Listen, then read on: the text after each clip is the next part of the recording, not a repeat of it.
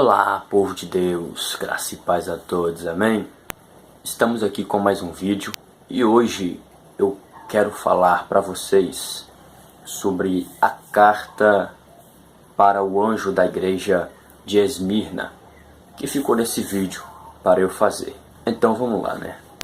Livro de Apocalipse, capítulo de número 2 e verso de número 8 em diante, vai dizer assim: E ao anjo da igreja que está em Esmirna escreve: Isto diz o primeiro e o último, que foi morto e reviveu. Eu conheço as tuas obras, tua tribulação, tua pobreza, mas tu és rico.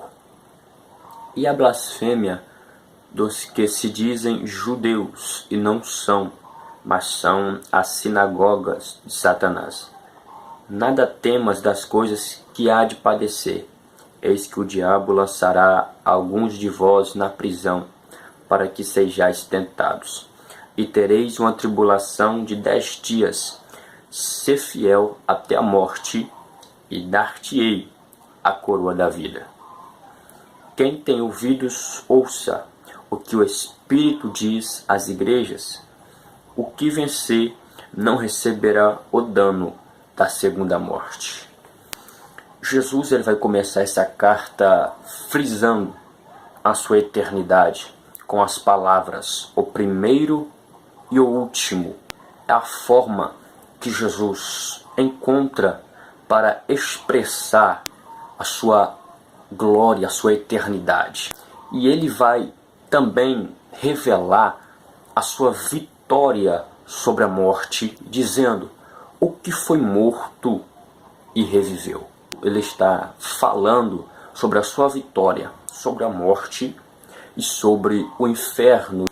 E Jesus ele está frisando essas palavras como palavras de ânimo para os seus discípulos que aqui ele deixou para anunciar as boas novas, anunciar o Evangelho.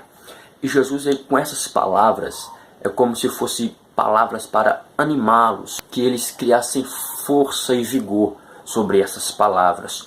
Porque se o Senhor deles venceu a morte e está frisando as suas palavras de eternidade, então eles teriam um ânimo para anunciar as boas novas do Senhor Jesus.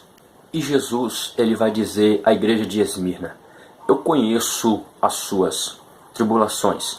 Jesus ele estava dizendo para o povo daquela igreja, ou para o anjo daquela igreja: eu conheço as suas tribulações, eu conheço as suas dificuldades, eu conheço o que você tem passado pela estrada do Evangelho. E mesmo Jesus vendo tudo isso, toda perseguição, toda tribulação, Jesus ele não vai poupar o seu povo de passar por esta fase, mas ele vai dar a eles uma palavra de ânimo, uma palavra de vigor, uma palavra de conforto. E Jesus ele vai dizer: conheço a tua pobreza, mas tu és rico. E quando Jesus ele se refere à pobreza, Jesus ele está se referindo ao mundo físico, ao mundo material. O povo de Esmirna era um povo pobre, mas quando Jesus diz: mas tu és rico, é uma palavra de conforto que Jesus dá a eles, dizendo: mas vocês têm a minha presença, porque a presença de Deus, em meio a toda pobreza, em meio a toda miséria, ela faz de nós pessoas ricas, não ricas em condições financeiras, não ricas em condições em ter casa boa, em ter um carro de luxo, nada disso, em ter fazenda, também não, mas rico espiritual, porque a nossa riqueza, ela não é terrena, a nossa riqueza, ela é espiritual e está no céu, a qual o Senhor Jesus tem preparado para nós. Essa é a nossa riqueza. Às vezes passa alguém no meio da rua com a vestimenta feia, até já perdida a cor, com a sandália que já está gasta, já está com a correia quase quebrando. Talvez alguém que não tem condição financeira, uma pessoa pobre, e pela sua aparência a gente julga ela, a gente condena ela, mas não sabemos a vida espiritual que aquela pessoa leva com Deus. Ela pode ser mais rica do que os que estão apontando o dedo para ela. Ela pode ser mais rica dos que estão condenando ela, porque ela tem Jesus na vida, mesmo com toda a pobreza física. Ela tem Jesus na vida e ela tem a riqueza eterna com ela. E às vezes aquele que está apontando, que está julgando e condenando, não tem a riqueza que ela tem. Eles podem se vestir bem, podem ter um carro bom, uma casa boa, mas se não tem Jesus, se torna pessoas miseráveis, pessoas pobres. Agora, Jesus vai dizer assim: e as blasfêmias dos que dizem ser judeus e não são. A Bíblia está se referindo aos falsos profetas, aos enganadores, aos bodes disfarçados de ovelhas que hoje tem por aí, e muitos dele tem por aí, e tem enganado a muitos. Quando diz ser judeus, está referindo às pessoas que falam que têm o chamado de Deus, falam das pessoas que dizem ser usada pelo Senhor, mas agem enganosamente. Agem embaixos de mentira, embaixo de blasfêmias e de heresias. E não são. Deus está dizendo que está vendo aquele povo. Ele está contemplando aquele povo. E um dia todos esses hão de ser julgados pelo Senhor Jesus. E a Bíblia diz que seremos cada um julgado segundo a sua obra. Então eles acertarão as contas com o Senhor naquele grande dia. E Jesus, ele vai dizer mais uma vez: nada temas das coisas que há de padecer. Isso aqui Jesus, ele está abrindo o olho da sua igreja, do seu povo, dizendo: não tema pelo que há de sofrer. Porque uma coisa temos que entender e colocar em nossa mente: que o Evangelho não é um Evangelho que só traz alegria, só traz bonança. O Evangelho, ele traz perseguição, sofrimento. O Evangelho ele traz dor, ele traz estradas de espinhos. Mas nós temos que lembrar que Jesus disse que ele venceu o mundo. Ou seja, se ele venceu e está conosco, nós também há de vencer toda essa tribulação. Jesus está dizendo: não tema as coisas que há de sofrer, que há de padecer. Porque se uma pessoa quer fazer a obra de Deus, ela tem que estar disposta a passar por tudo. E em meio a toda perseguição, em meio a toda afronta, em todo confronto que há de vir, temos que colocar Jesus como o nosso escudo, e ele nos livrará de tudo. Aquele que põe a mão no arado e olha para trás não é digno de entrar no reino dos céus. É Bíblia isto aqui. Se você põe a mão no arado, se você está dizendo ali que está fazendo a obra de Deus, mas por qualquer coisa você desanima, chuta tudo para cima e não quer saber mais de nada, não quer saber de igreja, não quer saber de Deus, você colocou a mão no arado, mas porém você olhou para trás. Jesus, ele estará conosco em todo momento de dor, em todo momento de sofrimento, em todo momento de perseguição. Ele estará nos olhando e nos contemplando aqui na terra, e no momento de dor e aflição, ele nos trará o Espírito Santo como o Consolador para nos confortar. Por que Jesus disse essas palavras? Para não temer o que há de vir, para não temer a perseguição, o afronto, não, para não temer, porque ele explicou dizendo que o diabo lançará alguns de vós na prisão.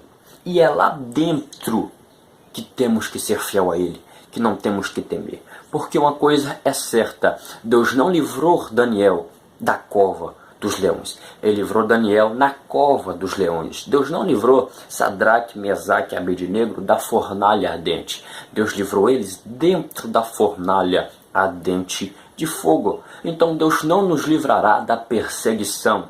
Ele nos livrará na perseguição. E Satanás pode até jogar na prisão, fazer o que for, mas lá na prisão Jesus nos livrará e nos dará vitória. Como Paulo e Silas estavam lá na prisão e começaram a cantar e orar. E Deus fez um terremoto vir, como que abalasse todas as estruturas da prisão, e foram abertas as cadeias e eles foram soltos. É na prisão que Jesus garante a vitória. Não desanima, apenas tenha fé e creia no Deus Todo-Poderoso. O Senhor vai dizer: ser fiel até a morte. Até a morte. Para alguns, o final desta perseguição, de ser jogado na cadeia por Satanás, o fim deles poderiam ser a morte. Eles poderiam perder a vida por anunciar o Evangelho, por ser fiel ao Senhor Jesus. Este é o verdadeiro Evangelho. É o Evangelho que nós temos que ser mártir por Jesus Cristo. É o Evangelho que nós temos que sofrer pelo Senhor Jesus. Hoje ninguém mais quer sofrer por Cristo. Qualquer perseguição, qualquer boato que sai para denegrir a imagem dele, ele já quer sair, ele já quer desistir de todo o chamado. E não é assim. Temos que ser mártir por Jesus. Temos que sofrer, temos que padecer pelo Evangelho do nosso Salvador, Senhor Jesus Cristo. Jesus vai dizer: ser fiel até a morte e dar-te-ei a coroa da vida. Pessoas que podem morrer, mas é melhor morrer com Jesus e ter a coroa da vida do que morrer sem Ele e não ter, né? Que a coroa da vida, ela trata a nossa salvação. Se não tem a coroa da vida, não tem a salvação. Então o destino é o inferno, o lago de fogo ardente. Mas hoje eu quero falar aqui para você: ser fiel até a morte. Pode estar fraco, mas busca a força em Deus. Pode estar desanimado, mas Deus é o nosso ânimo. A alegria do Senhor é a nossa força, disse o salmista. Não desanimas, não larga teu ministério, não vende a tua vinha para Satanás, mas ser fiel ao Senhor, e ganharás a tua coroa da vida eterna, que já está preparada desde a fundação dos séculos. Aí Jesus vai dizer: ao que vencer, dar-te-ei a coroa da vida. Somente ao que vencer. Será que você será vencedor naquele dia? Será que você terá recompensa, terá o privilégio de Jesus te coroar com a coroa de glória naquele dia? Qual tem sido as suas obras? O que você tem feito para a obra de Deus? O que você tem oferecido para o nosso Senhor? Qual tem sido o seu trabalhar diante dele? Será que o que você tem feito tem agradado aos céus? Será que o que você tem feito tem alegrado o coração do nosso Deus? Temos que pensar em tudo isso, porque somos falhos. Mas Deus, Ele perdoa. Mas no perdoar de Deus, Ele quer ver mudança em nossa vida. Vamos segurar firme com o Senhor. Vamos agarrar com o Senhor Jesus. E a igreja de Esmirna, Deus prometeu que naquele dia, os que vencer ganharia a coroa da vida eterna. E para nós também, Jesus fala: se vencermos, ganharemos a coroa da vida eterna. Amém? Então que Deus abençoe a tua vida. Esse foi o vídeo de hoje. Poucas informações acerca desta passagem. Pesquisei algumas coisas e esse foi o resumo que eu pude fazer aqui para vocês, ok? Então que Deus abençoe. Deixa o seu like, se inscreva no canal e ativa o sininho que tem que ativar para quando eu postar um vídeo a notificação já cair no seu celular. Ativa o sininho, se inscreva no canal, deixa o seu like, compartilhe esse vídeo com seus amigos e que Deus abençoe a sua vida em nome de Jesus, amém? Logo, logo, mais outro vídeo para vocês. Que Deus abençoe.